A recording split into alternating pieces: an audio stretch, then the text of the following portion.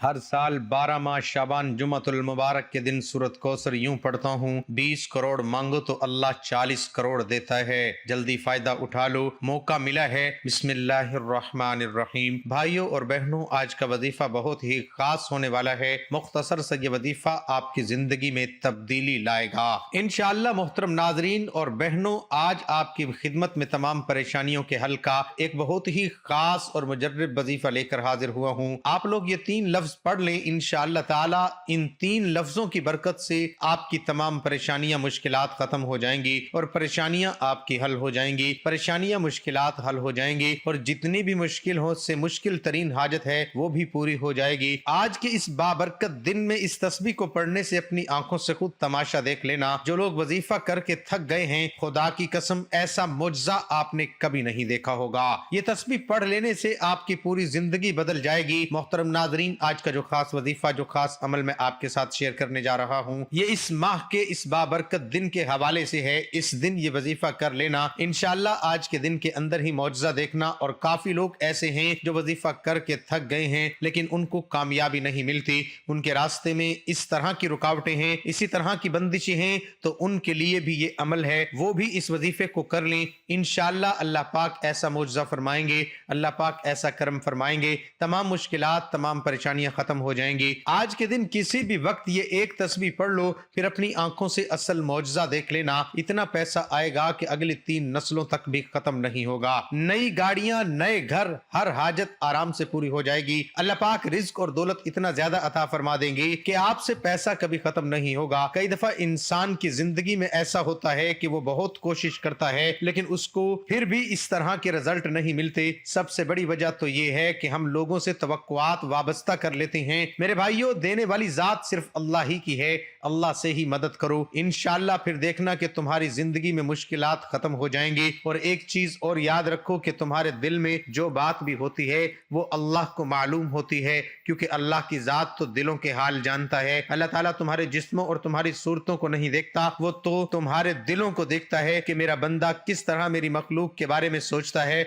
मेरा बंदा किस तरह की सोच रखता है। इल्म एक ऐसी ताकत है, अपने रब को समझने का नाम है। बाकी सब तो रिज्क कमाने के फन होते हैं। कई दफा तो ऐसा होता है कि जो अनपढ़ लोग होते हैं, रिज्क के उनके पास भी होता है। ऐसा इल्म हासिल करो जिससे तुम अल्लाह पाक के जो अहकामात हैं उनको सही तरह समझ सको। तो ये तुम्हारा जो नफ्स है, तुम अगर इसे खैर में मसरूफ नहीं कर लेते तो ये तुम्हें शर में मसरूफ कर लेगा। बेशक इस बात को अपने पल्ले बांध लो। और दिल हमारे पास है लेकिन दिल का जो सुकून है वो अल्लाह की याद में है। दिल का जो सुकून चाहते हो तो अल्लाह का जिक्र किया करो, कसरत के साथ अपने अल्लाह को पुकारो। वो लोग बड़े कामयाब हो जाते हैं जो हर वक्त अल्लाह को याद रखते हैं। कई खानदान में, कई घरों में मेरा आना जाना होता है, मैं देखता हूँ जवान औलाद अपने माँ बाप को बुरे तरीके से सलूक कर रही होती है, इस तरीके से उनके साथ पेश आ रही होती है कि ऐसे लगता है कि जैसे वो उनके कोई मातहत मुलाजिम हो। मेरे भाइयों, जब तक आप अदब नहीं करोगे अपने बुजुर्गों का, अपने वालिदैन का, तो ये दुनिया की जिंदगी जो है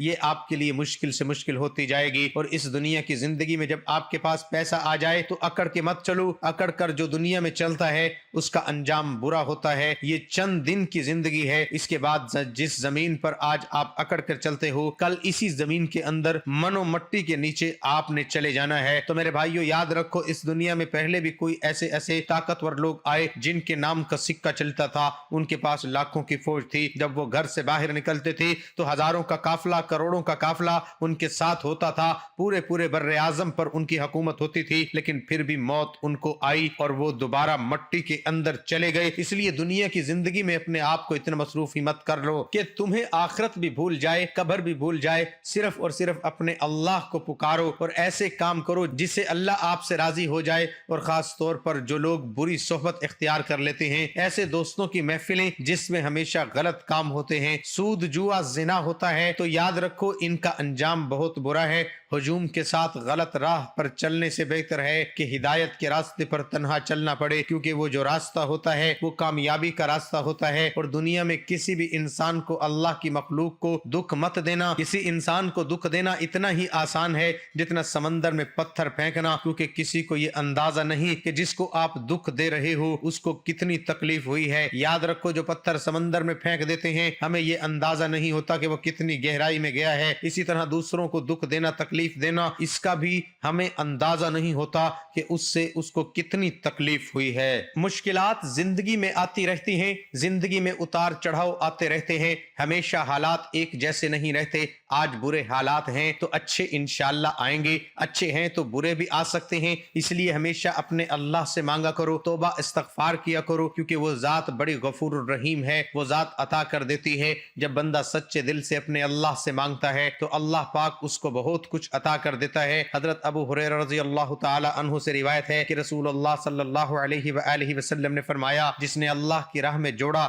یعنی دو چیزیں خرچ کی، وہ جنت کے دروازے سے پکارا جائے گا، اے اللہ کے بندے یہ دروازہ اچھا ہے۔ جو شخص نمازی ہوگا وہ نماز کے دروازے سے پکارا جائے گا، جو شخص مجاہد ہوگا وہ جہاد کے دروازے سے پکارا جائے گا، اور جو شخص روزے دار ہوگا وہ باب الریان سے پکارا جائے گا، اور جو شخص صدقہ کرنے والا ہوگا وہ صدقے کے دروازے سے پکارا جائے گا۔ حضرت ابو بکر صدیق رضی اللہ تعالی عنہ نے عرض کیا، یا رسول اللہ صلی اللہ علیہ وآلہ وسلم، میرے ماں باپ آپ پر فدا ہوں، ان دروازوں میں سے جس دروازے سے پکارا جائے اس پر کوئی حرج نہیں ہے، لیکن کوئی ایسا بھی ہوگا جو ان تمام دروازوں سے پکارا جائے گا؟ آپ صلی اللہ علیہ وآلہ وسلم نے فرمایا، ہاں، اور مجھے امید ہے کہ تم ان میں سے ہوں گے۔ حضرت ابو ہریرہ رضی اللہ تعالی عنہ روایت کرتے ہیں کہ اللہ کے رسول صلی اللہ علیہ وآلہ وسلم نے پوچھا، تم میں سے آج کون روزے سے ہے؟ حضرت ابو بکر رضی اللہ عنہ نے فرمایا، میں۔ آپ صلی اللہ علیہ وآلہ وسلم نے پھر پوچھا، تم میں سے کسی نے آج کسی جنازے میں شرکت کی؟ حضرت ابو بکر رضی اللہ عنہ نے فرمایا، میں نے۔ آپ صلی اللہ علیہ وآلہ وسلم نے پوچھا، تم میں سے آج کسی نے کسی مسکین کو کھانا کھلایا؟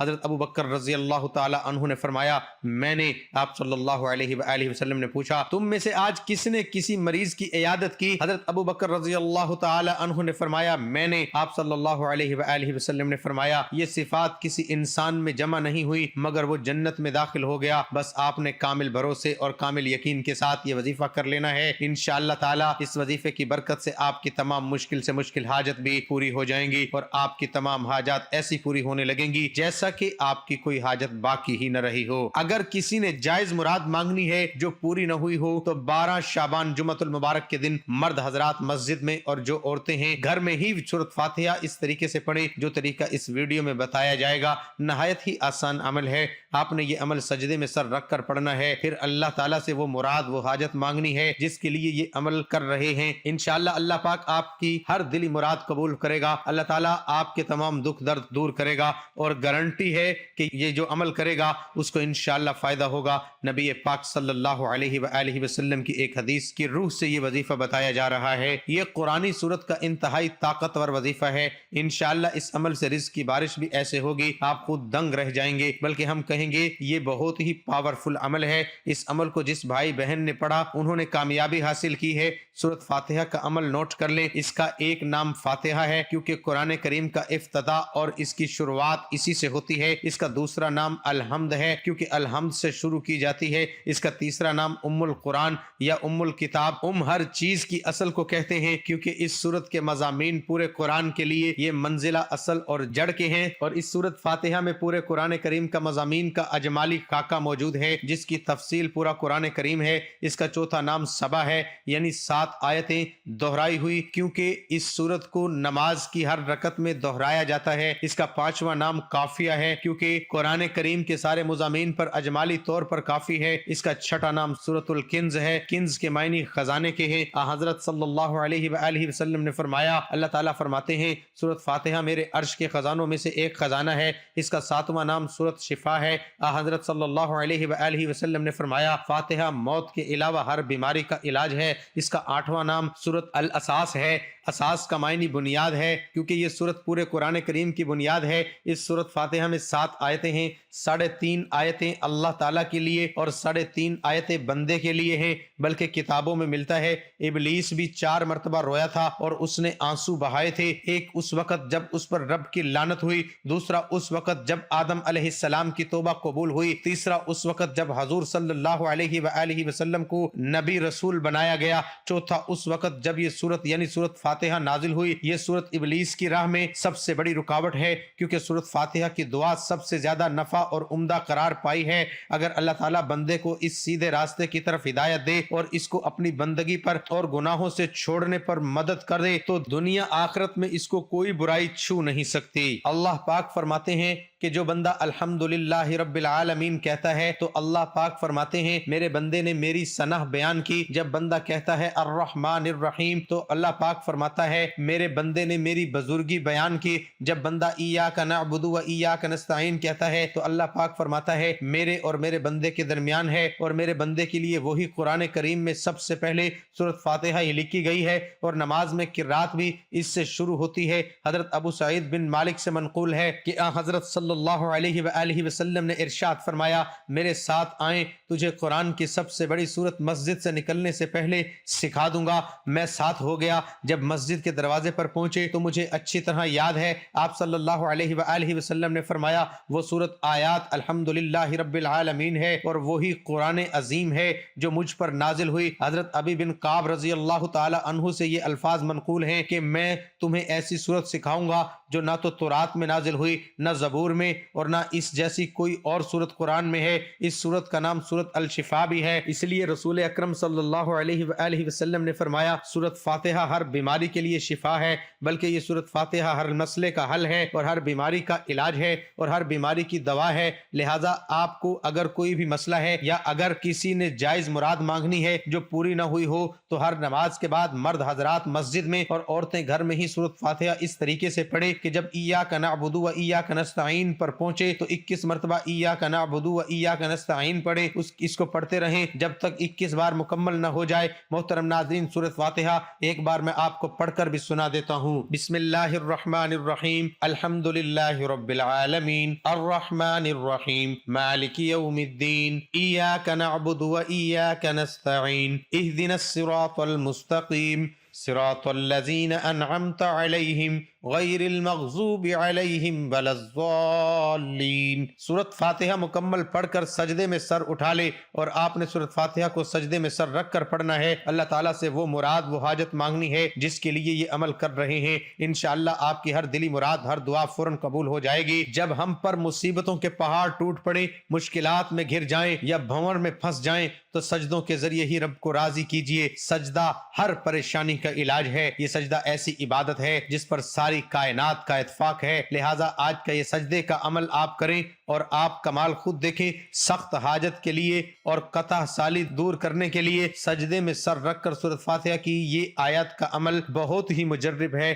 فرمان نبی صلی اللہ علیہ وآلہ وسلم ہے کہ سجدے کی حالت میں بندہ اپنے رب کے قریب ترین حالت میں ہوتا ہے، اس لیے سجدے میں کثرت سے دعا کیا کرو۔ مسلمان دوران سرزمین کے چھوٹے سے ٹکڑے پر آسمان کی بلندیوں اور وسعتوں میں پہنچ جاتا ہے، لہذا آج کا یہ عمل اس وقت کریں جب آپ پر مصیبتوں کے پہاڑ ٹوٹ پڑیں، آپ مشکلات میں گر جائیں، آپ بھنور میں پھنس جائیں تو ماہ شعبان جمعہ کے دن کسی بھی وقت گھر یا مسجد کے صحن میں قبلہ رو ہو کر سجدے میں سر رکھ کر یہ آیت ایاک نعبد و ایاک نستعین 21 بار پڑھیں۔ سجدے سے سر اٹھا کر 7 بار سورۃ کوثر پڑھنی ہے۔ انا اعطیناک الکوثر فصل لربک وانحر ان شانئک هو الابتر، اور اللہ تعالیٰ کے 3 نام 7 بار ہی پڑھنے ہیں۔ اللہ پاک کے 3 نام یہ ہیں، یا اللہ، یا رحیم، یا کریم، یا اللہ، یا رحیم، یا کریم، یا اللہ، یا رحیم، یا کریم۔ انشاءاللہ جو بھی حاجت ہوگی جلد پوری ہو جائے گی، کیونکہ اللہ تعالیٰ سجدے کے دوران دعا کرنے والوں کے قریب ہوتا ہے اور وہ راز و نیاز کی باتیں کرنے والوں کی دعا قبول کرتا ہے۔ اللہ تعالیٰ سے امید لگانے والوں کی اللہ لازمی سنتا ہے۔ جو بھی اللہ کے قریب ہو تو وہ اللہ کے ہاں وافر نواز شہیں بلند مقام پاتا ہے۔ حضرت صلی اللہ علیہ وآلہ وسلم نے فرمایا کہ جو شخص سوتے وقت اپنا پہلو زمین سے لگا کر فاتحہ پڑھ کر اپنے اوپر دم کر لے، ہر مصیبت سے امان پائے، سوائے اس کے کہ موت اس کے مقدر 77 में हो। कुतुब इरशाद हजरत बरेलवी रहमत अल्लाह अलैह लिखते हैं कि मशाइख के अमाल मुजरबा में मज़कूर है कि सूरत फातिहा इसमें आज़म है। अल्लामा इब्न हकीम फरमाते हैं कि आपके जिस्म में कहीं दर्द है, आपने इस दर्द की जगह पर हाथ रखकर 7 मरतबा ये सूरत पढ़नी है जो बताई गई है। ये सूरत फातिहा है, ये पूरी पढ़ लेनी है। 7 मरतबा पढ़ें और फूंक दें। अगर दिन में 2 मरतबा अगर आप अमल करेंगे, आपको पहली बार एहसास हो जाएगा कि आपको आराम आ रहा है। लेकिन अगर दिन में 1-2 मरतबा ये अमल कर लें तो आपको आराम आ जाएगा। अगर आप अव्वल और आखिर दुरूद शरीफ पढ़ लें, आपने यही सूरत फातिहा पढ़ने से पहले सूरत फातिहा पढ़ने के बाद भी दुरूद इब्राहिमी पढ़ लीजिए। ये तिब्बे नबवी में से है। अगर आप 7 मरतबा सूरत फातिहा पढ़कर दर्द की जगह पर फूंक मार देंगे या पानी पर दम करके पी लेंगे तो इंशाअल्लाह इस दर्द से आपको खलासी मिलेगी। हकूकुल इबाद लाजमी पूरे कीजिए और हकूकुल्लाह का भी ख्याल रखिए कि अल्लाह कभी हकूक के तल्फ करने वालों को पसंद नहीं फरमाता। क़यामत के दिन अल्लाह पाक अपने हकूक को माफ़ फरमा देगा, मगर हकूकुल इबाद यानी हकूकुल्लाह की मखलूक के हकूक जो आपने अदा नहीं किए होंगे उनको माफ़ नहीं फरमाएगा। इस पर आपको सज़ा दी जाएगी और आपकी नेकियों से उनके हकूक को अदा किया जाएगा। इंशाअल्लाह इस वजीफे से ऐसा कमाल होगा कि रिज़्क ही रिज़्क आना शुरू हो जाएगा। दौलत की कमी जो होगी वो हमेशा के लिए ख़त्म हो जाएगी और अल्लाह पाक ऐसी जगह से आपको अता फरमा देगा। अल्लाह पाक ऐसी जगह से आपको देगा कि ज़िंदगी की मुश्किलात ख़त्म हो जाएंगी। मेरी अल्लाह पाक से दुआ है कि ए मेरे अल्लाह, ए मेरे गफूर रहीम अल्लाह, ए मेरे मेहरबान अल्लाह, मेरी और मेरे चैनल के जितने भी सब्सक्राइबर हैं, व्यूअर्स हैं, इस वीडियो को देखने वाले हैं, मेरे अल्लाह उनकी जो जो मुश्किलात हैं उनकी मुश्किलात को ख़त्म फरमा दे, उनके रिज़्क में उनकी रोज़ी में इजाफा फरमा दे और जिस तरह की भी हालात हैं, जितने भी मुश्किल हालात हैं, तंग दस्तियाँ हैं, परेशानियाँ हैं, मेरे अल्लाह उनकी परेशानियों को, उनकी तंग दस्तियों को ख़त्म फरमा दे और उनको इतना रिज़्क अता फरमा दे कि उनको कभी दौलत की रिज़्क की तंगी ना हो, हर तरह की मदद फरमा दे। मेरे भाइयों, इस वजीफे को ज्यादा से ज्यादा लोगों के साथ शेयर करें जिससे दूसरे लोगों को फायदा हो सकता है कि कोई बंदा रिज़्क की तंगी का शिकार हो, मुश्किलात में फंसा हुआ हो, कर्ज में डूबा हुआ हो, तो आप लोग जब इसके साथ इस तरह का वजीफा शेयर करेंगे, इस तरह का अमल शेयर करेंगे, जब वो अमल करेगा उसकी मुश्किलात खत्म हो जाएंगी, फिर अल्लाह की जात आपको उसका अजर जरूर अता करेगी। मेरे भाइयों, कोई बंदा चाहे आपको तकलीफ भी देता है, आपके साथ ज्यादती भी कर देता है, अल्लाह की रजा की खातिर इसको माफ कर दिया करो। यकीन जानो इसका इतना ज्यादा आपको फायदा होगा, आपकी जिंदगी ही बन जाएगी। मेरे अल्लाह पाक से दुआ है कि ए अल्लाह पाक हम तमाम लोगों की मुश्किलात को आसान फरमाए। जज़ाक अल्लाह। दुआ है कि अल्लाह पाक मेरा सुनाना और आपका सुनना अपनी बारगाह इलाही में कबूल और मंजूर फरमाए। आमीन सुम्मा आमीन। तमाम नाज़रीन से रिक्वेस्ट है कि कमेंट बॉक्स में अल्लाह ताला के 99 नामों में से एक नाम कमेंट में जरूर लिखें। वीडियो अच्छी लगी तो वीडियो को लाइक करें, चैनल को सब्सक्राइब कर लें। जज़ाक अल्लाह। वीडियो अच्छी लगी तो वीडियो को लाइक करें, चैनल को सब्सक्राइब कर लें। जज़ाक अल्लाह।